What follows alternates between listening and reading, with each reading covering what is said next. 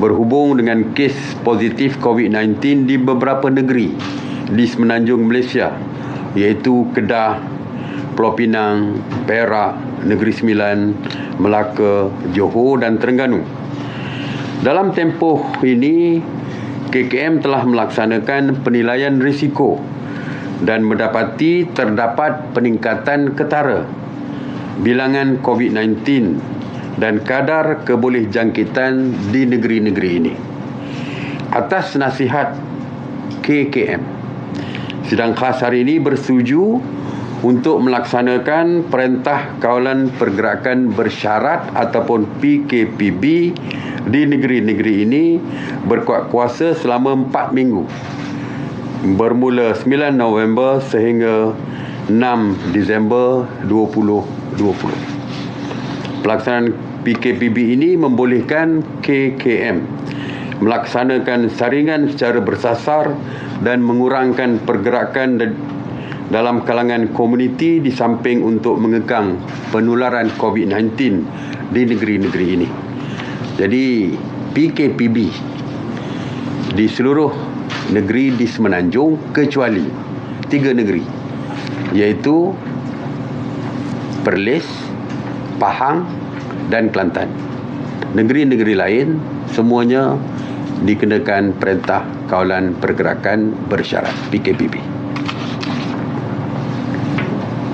SOP-nya samalah seperti yang telah saya umumkan di PKPB tempat lain, tapi untuk lebih jelas supaya mungkin ada yang terlupa, yang pertamanya adalah dari segi seperti saya kata tadi, kita nak mengurangkan pergerakan supaya tidak ada jangkitan keluar daripada kawasan negeri dan daerah-daerah yang berkaitan yang didapati sudah pun meningkat kesnya. Oleh itu pergerakan keluar masuk merentas daerah dan negeri tidak dibenarkan kecuali kes-kes kecemasan dan perlu mendapat kebenaran daripada PDRM. Jadi untuk mendapat kebenaran PDRM ini, saya ingatkan bahawa untuk mempermudahkan, dapatkan borang melalui FB, Facebook PDRM. Ada borang permohonan tersebut, boleh di print out dan pergi ke balai polis untuk mendapatkan tanda tangan ataupun cop saja. Jadi tak perlu beratur untuk dapatkan borang pun. Borang ada di dalam Facebook PDRM. Bagi pekerja yang perlu merentas daerah, mereka hanya perlu menunjukkan pas kerja dan surat kebenaran daripada majikan, sama ada merentas daerah ataupun merentas negeri. Mungkin daripada Kedah nak ke Penang sebagai contoh. Jadi just tunjukkan surat majikan ataupun pas kerja pun sudah mencukupi.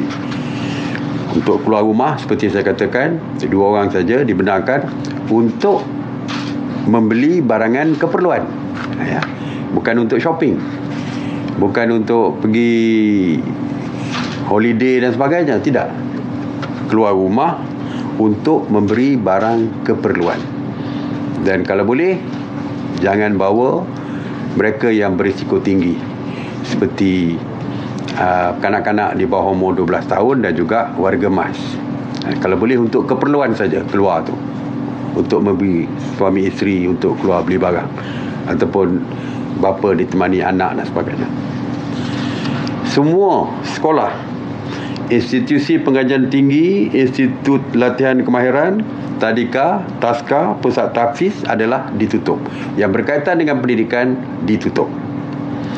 Aktiviti keagamaan di masjid dan surau seperti laungan azan, solat 5 waktu, solat Jumaat, semuanya akan ditentukan oleh pihak berkuasa agama negeri. Seperti saya katakan bahawa isu yang berkaitan dengan agama, berapa jumlah yang dibenarkan untuk berjemaah di dalam masjid untuk hari-hari biasa, sembahyang jemaah 5 waktu dan juga solat Jumaat, ianya ditentukan oleh negeri. Kerana soal agama adalah soal di bawah kuasa negeri dan diletakkan di bawah kuasa Kebawah-Duli Yang Maha Mulia Sultan negeri masing-masing. Jadi maka pihak berkuasa agama negeri lah yang akan mengumumkan berapa jumlah, apa yang boleh dilakukan dan sebagainya. Aktiviti sosial dan budaya tidak dibenarkan. Pusat-pusat hiburan tidak dibenarkan. Walaupun kegiatan ekonomi boleh beroperasi seperti biasa, mengikut SOP yang telah pun ditetapkan. Restoran, kedai makan boleh ada makan di dalam restoran ataupun dine in, tetapi dihadkan maksimum 4 orang saja untuk satu meja berdasarkan berdasarkan saiz meja, 2 orang hingga 4 orang. Walaupun kita menggalakkan supaya pembelian dilakukan secara berbungkus untuk dibawa pulang ataupun delivery ke rumah dan juga drive-thru ataupun pandu lalu. Pasar harian dibuka dari 6 pagi hingga 2 petang. Pasar borong 4 pagi hingga 2 petang. Pasar tani 6 pagi hingga 12 tengah hari. Pasar malam bermula daripada 4 petang hingga 10 malam, tetapi mesti dikawal ketat dan diawasi oleh anggota rela. Dari segi keluar masuk, dari segi bila nak membeli barangan tu mesti ada beratur. Antara gerai dengan gerai dipisahkan dengan jarak yang telah pun ditentukan. SOP-nya telah ada waktu kita mula membuka pasar malam, pasar tani dan sebagainya. Operasi stesen minyak daripada 6 pagi hingga 10 malam. Walaupun di highway dibuka selama 24 jam. Pengangkutan awam seperti bas henti-henti, bas ekspres, LRT, teksi, e-hailing dengan maksimum 2 orang dibenarkan beroperasi dari 6 pagi hingga 12.30 malam. Ini kerana industri masih dibuka, jadi mungkin ada shift malam, jadi sebab tu kita benarkan. Sektor-sektor perikanan, peladangan, pertanian, pentandakan yang berkaitan dengan makanan kita benarkan, pertanian sayur, tanam sayur dan sebagainya kita benarkan kerana untuk keperluan bahan makanan.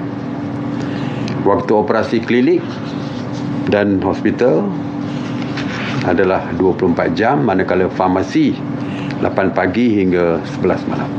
Itu antara SOP-nya, dan saya percaya kalau perlukan lebih detail, banyak lagi yang saya tak boleh sebutkan di sini kerana mempunyai SOP. Setiap industri pun ada SOP sendiri. Jadi setiap sektor pun ada SOP sendiri. Boleh rujuk ke laman Sesawang MKN. Oleh kerana Kuala Lumpur, Putrajaya, Selangor dan Sabah akan tamat PKPB mereka, jadi apabila PKPB di seluruh Semenanjung kecuali 3 negeri tadi, maka Kuala Lumpur, Wilayah Persekutuan Kuala Lumpur, Putrajaya, Selangor dan Sabah juga akan automatik disambung selama 28 hari juga. Ya.